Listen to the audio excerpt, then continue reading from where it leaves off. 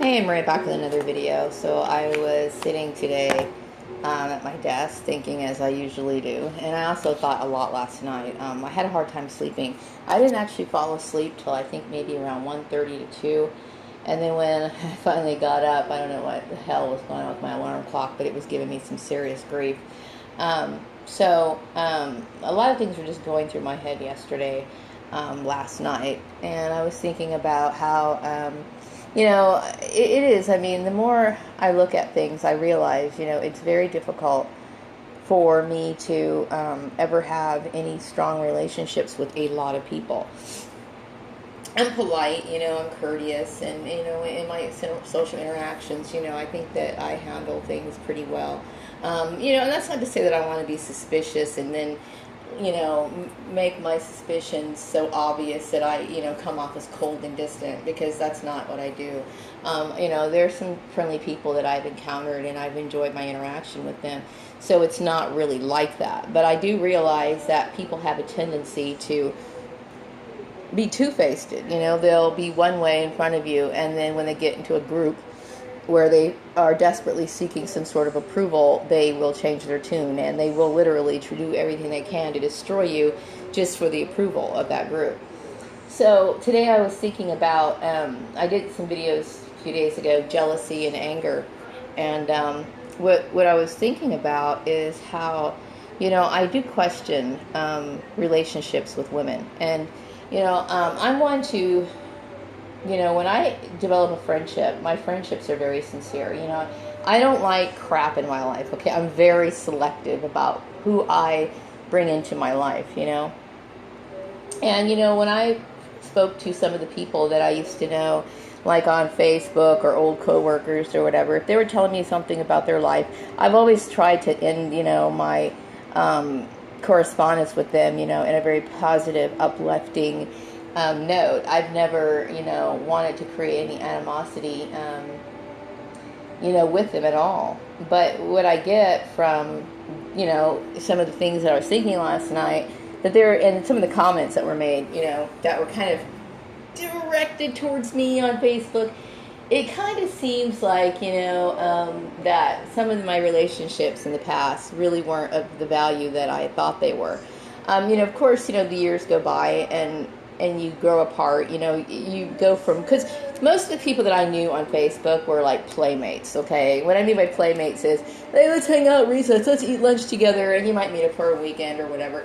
But, like, as far as somebody that you actually put some trust in, and there were some that, I felt that I did trust, and unfortunately, it's human nature, I guess, or it's just the fact that, sometimes people make mistakes, but, it does tell me a lot about, what they're willing to do to make themselves feel better, which makes me feel, that I have to protect myself, and that just confirms my feeling and my beliefs, about developing relationships, especially with women. Okay, I know women are extremely catty. Now, when I first moved into this town, I was about 10 pounds lighter, okay? And I'm going to tell you what, I looked exactly the same, okay? I looked exactly the same. My hair was like, I was wearing my regular hair out at the time.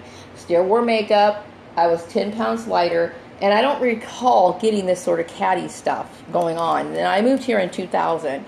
And now the catty behavior has amped up, I would say. It started happening in 2006, I noticed, when I was working at the news station. Every once in a while, I would get these, like, little nitpicky things, But I know during that time I was experimenting a lot with my hair, because I was starting to develop a lot of hair breakage. And then, of course, my hair is naturally thinning out anyway. I mean, sometimes, just because black people are more likely to keep their hair throughout the aging process, a lot of white people's hair thins, so whether that be male or female, but sometimes it happens with black people too.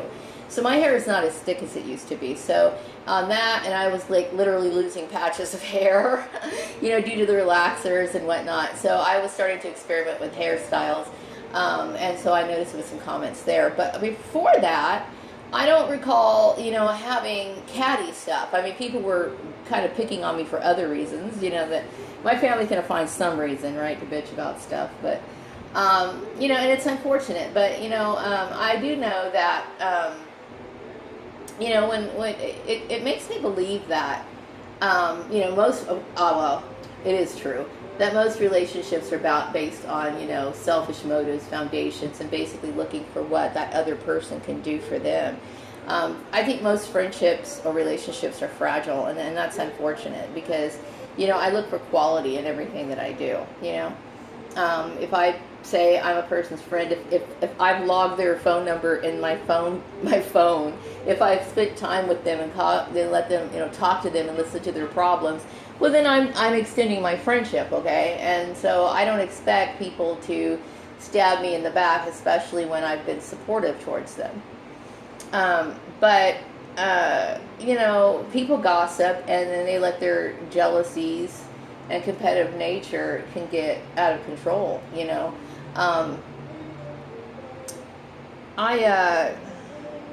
I noticed in the past, like when around 2003, I was struggling, with weight. My weight issue was going up and down and whatever.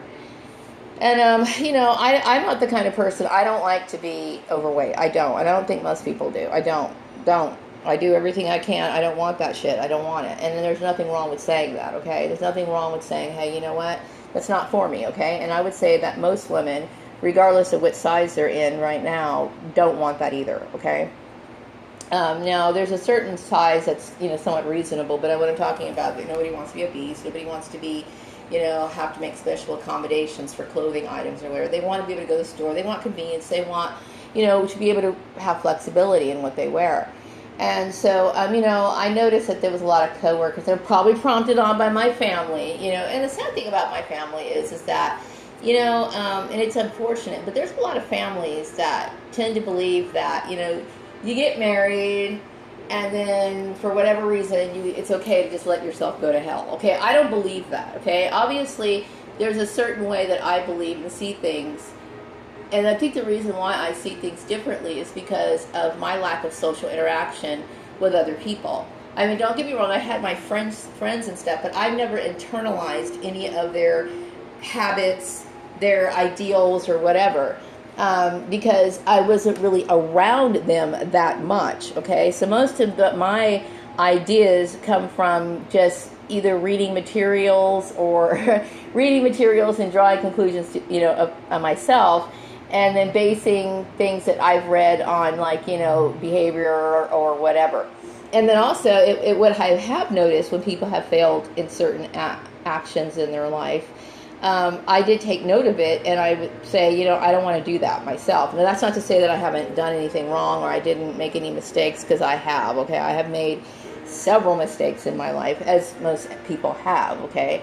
But I don't, take on the majority thought. And I do look, and I was looking at the world, and I think, my gosh, it seems like the majority of people really are, the majority of mankind, I would say, and it's sad to say, but, and that, I shouldn't say that, there are certain cultures that tend to be more civilized and still adhere to certain, rules of etiquette, but I would say, it's sad to say, that at least here in America, okay, it seems as though there is very little respect or codes of ethics, behavior, or whatever. Just like people just run amok with their evil. I mean, they just do. I mean, people have always been evil, but it's like they don't have a conscience about it. You know what I mean? So anyway, I see things differently. So like, I know my mom, she was overweight. My sister's overweight. My brother's overweight. And some people just accept that as a part of the natural aging process. But then they get surprised. They're so surprised when they find out their heart's not working up to speed. They're upset because they got varicose veins. They just can't seem to find enough air to breathe, so on and so forth. And so I look at that as a character flaw. Okay, I do. I look at it as a character flaw. That's not to say that I'm holding it against a person. You know what I mean? I'm not holding that against a person. There's a lot of people who struggle with all kinds of addictions or whatever, and they, But I would say, that there's been a lot of problems with people accepting that as a lifestyle, and that's their choice if that's what they want to do. Okay, but I'm not convinced that that's a very good way of living. Now, that's not to say, because somebody can turn around and say, Marie, you're smoking cigarettes right now, and you know what, you're absolutely right, and believe me, I don't like it. And with each and every cigarette that I'm sitting here puffing, I'm like, God damn it, I need to stop this shit. I do. I'm fully aware. Okay, so I'm not trying to come off as a hypocrite by any means. Okay, because the difference between me and the people who have attacked me is the fact that, you know, these people are going out of their way to disturb the life of another person. Okay, and so since they, you know, invaded my turf, my space, goddamn my life, I feel as though I have some sort of, you know, reason to say that. So you know, and that's fine for them. Okay, but you know, women can be so absolutely catty. I mean, so competitive. You know, and it's like they're so emotionally fragile. You know, it's like I could destroy a relationship. Two women, if I see two women who had a friendship for 20 years, I could destroy their friendship in 3 minutes. And you know how I could do it? I could sit there and compliment her friend and just go on and on and on about how awesome her friend's house is, how awesome her car is, how she's got great style, how she's so beautiful, blah, blah, blah, blah, blah, blah, blah, blah, blah. And I bet you anything, that woman is going to slowly pull away from her friendship from that other woman. Because that's how catty the majority of women are. And that's sad, okay? So I have to make decisions in life, you know, about who I, you know, develop relationships with. They're either friends or they're acquaintances. And of course, I would consider people that you work with, that is, of course, if you get along with them, okay, co-workers and whatnot, they're acquaintances. You're polite, there's an applied exchange. You're there to do a job. Everything has to work in a certain fashion. You know, you have to be... you have to get along, you know, you have to get along in a way that's going to promote, you know, a positive environment. But, you know, I realize that friendships are very, very rare. And oftentimes, you know, our friends, people that we call friends, that are actually frenemies, I love that term. I think that term came out of that movie Mean Girls. But anyway, which I love. I love that term because it's so true. Because the sad part is that throughout my life, I've had mostly frenemies. And I don't think it's that rare, okay? I think most people have frenemies, okay? And I don't believe in you know, sacrificing my personal well-being for the benefit of them so that they can feel better about themselves at my expense. You know, and that's what most friendships demand. It demands that you somehow give up your personal goals, your personal aspirations to please that other person. And I'm sorry, I think that's bullshit. And this is a great example. Nobody is worth throwing your shit away for anybody, okay? Now, I remember there was this really annoying girl that I had to work with, and she was talking about how, she wasn't really annoying, but I heard the comment was so like, I'm like, why are you saying that? But I think she thinks differently than me.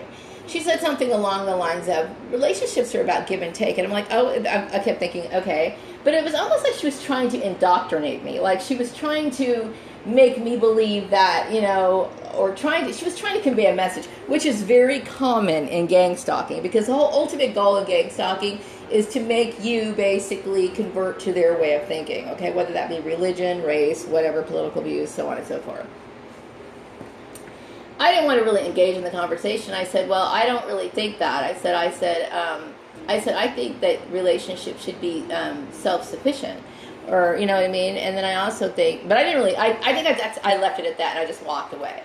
And I think she was a little perplexed, but, you know, I want to elaborate a little bit more about my view on give and take and relationship type thing. You know, give and take to me, if you look at that, really look at give and take. Give and take to me means sacrifice, sacrifice, sacrifice, and sacrifice till you're basically not even a person anymore. You are so miserable in that relationship that you can't even breathe, okay? I mean, I think those sort of things are a big mistake, okay? Now, my ideal relationships are about joyous giving, you know, because they're built on the right foundation. I'm not going to, first of all, whoever I'm with is not going to ask me to give up this, and this. And if we do have that discussion, then it's a discussion, and it has to be a mutual agreement and an understanding, okay? And it has to be something that is joyous joyously given from my heart, you know what I mean? Or I feel as though it's not that important in order to give that to that person, okay? Or it's of no value to me in the first place, okay? Um, I would never compromise myself for the sake of another person, because most people aren't worth it. They don't appreciate you. They don't. Okay, that you could obviously tell if you're a person like myself who has done absolutely nothing. Okay, and what I did do doesn't really involve anybody. You know, what I did do, I think I lied to my husband or whatever. That doesn't really involve anybody, okay? But just look how angry, you know, you get these so-called friends that get, like, pissed off at you, okay? That doesn't even involve them, okay? So, you know, people are like walking time bombs, you know, they're just ready to go off on you. And so, with that said, you know, understanding how people are going to respond in most situations, does it seem reasonable for you to accommodate these people and, you know, bend over backwards and, you know, give up your favorite clothes, your favorite music, your favorite style, your favorite foods, so that you can make these people happy, and all they're going to do is turn around and make you miserable? I think that's a foolish thing. You know what I mean? The idea is to find people who match your life values. Okay, that's the name of the game. Okay, I mean, you can't sit here and click with friendships if somebody believes that, you know, people who buy lawn gnomes are like mentally ill. Okay, if they firmly believe that, and you have 20 lawn gnomes in your yard, why are you that person's friend? Now, I mean, there's certain little things that are like, you know, frivolous, that don't necessarily matter, okay? And that issue right there to me is frivolous. But some people have strong political views, okay? They have strong political views that merge into things that you do in your life, as a matter of fact, that you base your life on. Why even involve yourself with that person? You know what I mean? Keep it casual and keep it moving. That's the way I think it should be, you know? I don't believe in that. You know, I'm not going to sit here and, like, lessen myself and take away things that bring me joy, so that I can have a friendship that's very likely to fall apart, blow up in my face, and then have somebody basically spit in my face as well on top of it. It just doesn't make any sense to me. It really doesn't. You know, I've had experiences at work, and I'm sure this is my sister's. You know, like, I was at work one time, and it was at a place in Oildale. It was that pharmacy that they sent me to that was arranged mysteriously by a certain accountant here in town, you know, and that was a catty bitch hell. I'm going to tell you that right now, okay? Catty bitch hell. I got there in the morning, and this girl comes in my office, right?